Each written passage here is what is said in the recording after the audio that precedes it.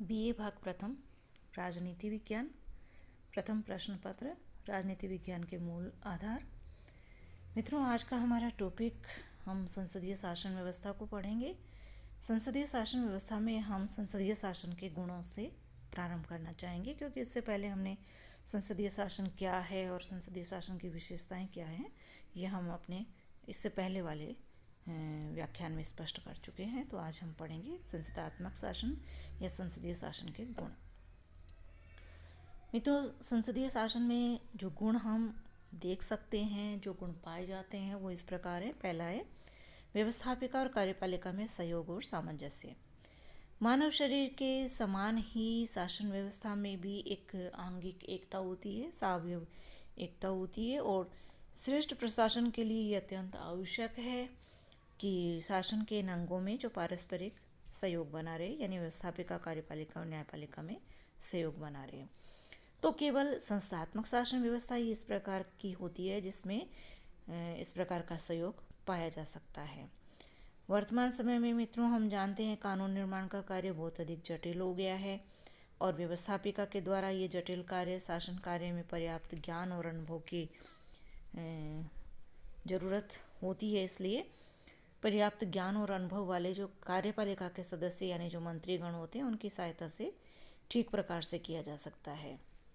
इसी प्रकार से शासन व्यवस्था का संचालन जन कल्याण के लिए हो, इसके लिए भी कार्यपालिका के सदस्यों का जनप्रतिनिधियों से संपर्क बना रहना आवश्यक होता है, यानी व्यवस्थापिका के सांसदों से संपर्क रहना आवश्यक होता है। तो इस प्रकार संस्थात्मक शासन में व्यवस्थापिका और कार्यपालिका के पारस्परिक सहयोग के आधार पर हम श्रेष्ठ कानूनों का निर्माण और जन कल्याणकारी प्रशासन संभव कर सकते हैं। दूसरा गुण है शासन व्यवस्था जनता के प्रति उत्तरदायी। संस्थात्मक शासन में मंत्रीगण जो होते हैं व्यवस्थापिका के सदस्य और इस रूप में जनता के प्रतिनिधि भी होते हैं, यानी वो कार्यपालिका के सदस्य भी होते हैं, व्यवस्थापिका के सदस्य भी होते हैं। इसके अतिरिक्त ये मंत्रीगण व्यवस्थापिका के माध्यम से जनता के प्रति उत्तरदायी भी होते हैं।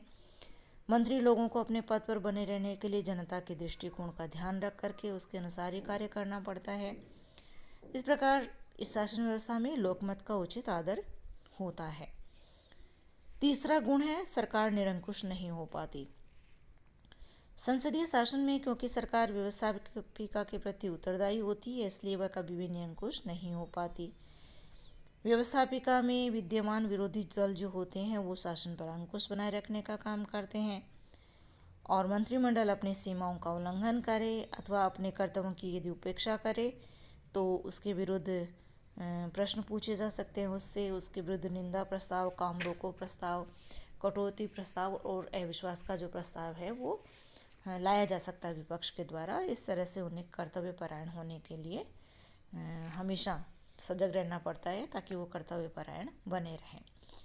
चौथा गुण है गति अवरोध की आशंका कम होती है। गति अवरोध की आशंका कम होती है कैसे कि इसमें व्यवस्थापिका और कार्यपालिका में चूँकि घनिष्ठ सहयोग पाया जाता है, घनिष्ठ संबंध पाया जाता है, तो दोनों मिलजुल के काम करते हैं और इस तरह से परस्पर सहयोग होने के कारण आपस में गतिरोध नहीं होता, यानी व्यवस्थापिका और कार्यपालिका एक दूसरे को किसी भी प्रकार से अवरोध नहीं करती हैं, बाधा नहीं डालती हैं एक दूसरे के कार्यों में।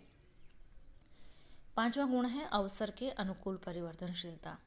संस्थात्मक शासन में इस बात की गुंजाइश रहती है कि राष्ट्रीय संकट के किसी असाधारण अवसर पर राज्य शक्ति का प्रयोग करने वाले जो शक्तियां हैं उसमें परिवर्तन किया जा सके।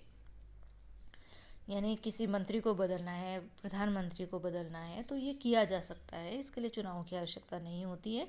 जैसा कि हम देख सकते हैं कि जब प्रथम महायुद्ध हुआ था तो उस समय इंग्लैंड के जो प्रधानमंत्री थे उनके स्थान पर और दूसरे को, यानी वहाँ उस समय जो चेम्बरलेन प्रधानमंत्री थे उनके स्थान पर मिस्टर चर्चिल को जो प्रधानमंत्री बनाया गया था। तो ये बहुत आसानी से संसदीय शासन व्यवस्था में हो जाता है क्योंकि बहुमत दल के नेता को ही बदलना होता है। इस तरह से ये किसी मंत्री को बदलना होता है, तो इसमें अवसर के अनुकूल परिवर्तनशीलता हो सकती है। छठा जो गुण है वो है योग्यतम, अनुभवी एवं लोकप्रिय व्यक्तियों का शासन। व्यवस्थापिका के जिन सदस्यों को अपने अनुभव एवं योग्यता के आधार पर व्यवस्थापिका अपने राजनीतिक दल और देश की राजनीति में बहुत अधिक जो लोकप्रियता और सम्मान प्राप्त होता है, वे व्यक्ति साधारणतया क्या मंत्रिपरिषद के सदस्य नियुक्त किए जाते हैं। तो इन योग्य एवं अनुभवी सदस्यों को शासन के आधारभूत सिद्धांतों का पूरा ज्ञान होता है और लोकप्रिय होने के कारण इनके द्वारा शासन का संचालन जनहित के लिए भी किया जाता है। तो योग्यतम, अनुभवी एवं लोकप्रिय व्यक्तियों का शासन ये कहा जाता है। 7वां गुण है राजनीतिक शिक्षा। संस्थात्मक शासन में जनता को राजनीतिक शिक्षा प्राप्त करने का अधिक अच्छा अवसर मिलता है। कैसे कि व्यवस्थापिका में विभिन्न विभागों के कार्यों की आलोचना होती है और मंत्रीगण भी अपनी योग्यता से क्या करते हैं, अपनी नीति और कार्य जो करते हैं उनका पक्ष प्रतिपादित करते हैं कि हमने ये कार्य किया है, हमारी ये नीति है। तो जनता व्यवस्थापिका के इस कार्य विवरण को रुचिपूर्वक अखबारों में पढ़ती है, टीवी पर देखती है और सार्वजनिक सभाओं के माध्यम से और सार्वजनिक समस्याओं के संबंध में भी उसे ज्ञान प्राप्त हो जाता है। तो इस तरह से राजनीतिक शिक्षा व्यक्तियों को मिलती रहती है। अंतिम गुण है वंशानुगत राजतंत्र को प्रजातांत्रिक रूप जो है प्रदान किया जाता है। तो संसदीय शासन ने क्या किया है, वंशानुगत राजतंत्र यानी राजा का बेटा राजा जो बनेगा वो वंशानुगत राजतंत्र कहलाता है। तो इस राजतंत्र को लोकतंत्रीय बनाया है। सम्राट के पद की व्यवस्था होने के बावजूद इंग्लैंड में लोकतंत्र पाया जाता है। लोकतंत्र का वह सर्वश्रेष्ठ उदाहरण माना जाता है। तो इसका श्रेय जो यदि हम किसी को क्रेडिट यदि हम किसी को दें तो वो संसदीय शासन को ही दी जा सकती है, क्योंकि उसमें दोहरी कार्यपालिका होती है, एक नाममात्र की और एक वास्तविक जो है इस तरह की। तो वहाँ सम्राट जो है, महारानी जो है नाममात्र की कार्यपालिका प्रधान है और प्रधानमंत्री कार्यपालिका का वास्तविक प्रधान है। तो इस तरह से संसदीय शासन व्यवस्था में जो गुण पाए जाते हैं उसमें पहला था व्यवस्थापिका और कार्यपालिका में सहयोग और सामंजस्य। दूसरा गुण था शासन व्यवस्था जनता के प्रति उत्तरदायी। तीसरा गुण है सरकार निरंकुश नहीं हो पाती। चौथा गुण है गति अवरोध की आशंका कम होती है। पांचवा अवसर के अनुकूल परिवर्तनशीलता रहती है इसमें। छठी योग्य गुण है योग्यतम, अनुभवी एवं लोकप्रिय व्यक्तियों का शासन होता है। सातवां गुण है राजनीतिक शिक्षा मिलती है और अंतिम 8वां गुण है वंशानुगत राजतंत्र को प्रजातांत्रिक रूप प्रदान करना। अब जहाँ गुण होते हैं मित्रों, वहाँ हम जानते हैं दोष भी पाए जाते हैं। तो संसदीय शासन के जो दोष हैं, कुल मिलाकर जो 8 की संख्या में जो इसके दोष पाए जाते हैं, इन 8, 9, 10, 11 जितने भी इसके दोष हैं उन दोषों को हम क्रमशः यदि पढ़ें तो पहला आता है शक्ति पृथक्करण सिद्धांत का विरोध। मित्रों, एक शक्ति पृथक्करण सिद्धांत होता है, मोंटेस्क्यू इसके प्रवर्तक माने जाते हैं। मोंटेस्क्यू ने ये कहा था कि सरकार के तीनों अंगों को अलग अलग कार्य करना चाहिए, एक दूसरे के कार्यों में हस्तक्षेप भी नहीं करना चाहिए, एक दूसरे को दबाना भी नहीं चाहिए। तो ये जो संसदीय शासन व्यवस्था है ये इस सिद्धांत का उल्लंघन है, विरोध है। कैसे? क्योंकि इस शासन व्यवस्था में व्यवस्थापिका में से कार्यपालिका बनाई जाती है और दोनों मिलजुल के काम करते हैं, दोनों में घनिष्ठ संबंध और सहयोग पाया जाता है, जो कि शक्ति पृथक्करण सिद्धांत के विपरीत बात है। दूसरा दोष माना जाता है दलीय तानाशाही का भय। इस शासन में राजशक्ति जो है संपूर्ण जनता के हाथ में नहीं रहती है और एक दल विशेष के हाथ में रहती है, जिसे कि बहुमत प्राप्त होता है। तो व्यवस्थापिका के लोकप्रिय सदन में, यानी हमारे यहाँ कहें तो लोकसभा में, जिस राजनीतिक दल को बहुमत प्राप्त होता है उसी के द्वारा कार्यपालिका का निर्माण किया जाता है। इस प्रकार शासन के इन दोनों विभागों की शक्ति जो है आवश्यक रूप से एक ही राजनीतिक दल के हाथ में निहित होती है और ये राजनीतिक दल जो है मनमाने तरीके से इस शक्ति का प्रयोग कर सकता है। तीसरा दोष है निर्बल शासन। संसदीय शासन में कोई एक ऐसा व्यक्ति नहीं होता जिसके हाथ में शासन की संपूर्ण शक्ति हो और राज्य के प्रशासन के लिए पूर्ण रूप से वो उत्तरदायी हो। हालांकि प्रधानमंत्री मंत्रिपरिषद का नेता होता है और सभी मंत्री जो है अपने अपने विभागों के स्वतंत्र अध्यक्ष भी होते हैं और प्रधानमंत्री मंत्रिपरिषद की सलाह के आधार पर ही किसी प्रकार के निर्णय करता है। फिर भी शासन की इस निर्बलता के कारण क्या है, आवश्यक निर्णय करने में काफ़ी समय लग जाता है, विचार विमर्श करने में समय लग जाता है, क्योंकि प्रधानमंत्री स्वयं निर्णय नहीं लेता है, निर्णय सर्वसम्मति या बहुमत से लिया जाता है। और जहाँ कहीं प्रधानमंत्री निर्णय स्वयं ले लेता है वहाँ शासन मजबूत भी हो जाता है। लेकिन इसे निर्बल इसीलिए कहा जाता है कि इसमें बहुत समय नष्ट हो जाता है औपचारिकताओं में, विचार विमर्श में। इसकी बजाय दक्षात्मक शासन व्यवस्था में अकेला राष्ट्रपति निर्णय ले लेता है, इसलिए इसको निर्बल शासन कहा गया है। चौथा दोष कहा जाता है बहुदलीय व्यवस्था में सरकार के निर्णय में कठिनाई। जहाँ बहुदलीय व्यवस्था होती है यानी बहुत सारे राजनीतिक दल होते हैं तो वहाँ सरकार का निर्माण करना ही कठिन हो जाता है, क्योंकि कई बार चुनाव में किसी एक दल को स्पष्ट बहुमत नहीं मिलता है। और ऐसे में जो गठबंधन बनते हैं वो कई तो चुनाव से पूर्व बनते हैं, लेकिन कई चुनावों के पश्चात भी बनते हैं। तो मिलीजुली सरकार होती है, तो ऐसे में पहली बात तो मिलीजुली सरकार बनाना मुश्किल होता है, और यदि बन भी जाए तो फिर उसका स्थायित्व कितने दिन रहेगा ये कोई नहीं जानता है। तो बहुदलीय व्यवस्था में सरकार के निर्माण में इसमें कठिनाई भी आती है। पांचवा दोष है कार्यपालिका की अस्थिरता। इस शासन व्यवस्था में कार्यपालिका का कार्यकाल व्यवस्थापिका के विश्वास पर निर्भर होता है, यानी जब तक निम्न सदन यानी लोकसभा में बहुमत है, सत्तारूढ़ दल का जब तक बहुमत है तब तक वो सरकार काम करेगी, और जिस दिन बहुमत नहीं रहेगा उस दिन उसे त्यागपत्र देना पड़ेगा। तो ये कोई नहीं कह सकता है कि ये बहुमत कब तक रहेगा। तो कार्यकाल की इस अस्थिरता के कारण जो है मंत्रीगण जो है वो ऐसी योजनाएं प्रस्तावित करने के लिए उत्साहित नहीं होते जिन्हें क्रियान्वित करने के लिए कार्यान्वित करने के लिए काफ़ी समय की आवश्यकता होती है, यानी दीर्घ नीति और कार्यक्रमों को अपनाना मुश्किल होता है। और कार्यपालिका की अस्थिरता हम इससे समझ सकते हैं कि हमारे देश में भी कई बार जो है सरकारें बहुत जल्दी जल्दी से बदली हैं।